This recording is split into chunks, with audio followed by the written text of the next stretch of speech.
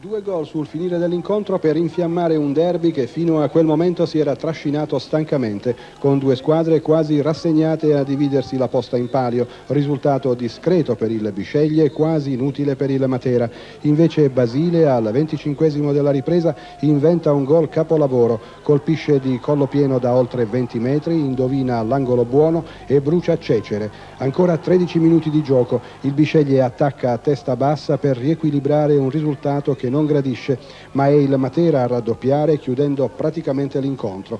È Cacciola a crossare quasi dalla bandierina del calcio d'angolo. Un difensore nero-azzurro interviene a vuoto, il portiere è in controtempo, respinge male ed è il 2-0. Vittoria preziosa per i padroni di casa che hanno affrontato l'incontro condizionati da problemi di formazione e da una crisi societaria senza fine. Privi di Genco, Lopolito, Esposito e La Torre, i lucani non hanno però giocato bene.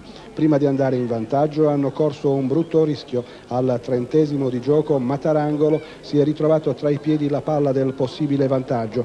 È stato bravo il portiere materano Bruno ad impedirglielo. Una vittoria che può scacciare la crisi, anche se le difficoltà sono tali che ai 3 punti conquistati sul Bisceglie dovrebbe aggiungersi la volontà di restituire serenità alla squadra, e questo tocca ad una società che da oltre 2 settimane non dà purtroppo segni di vita.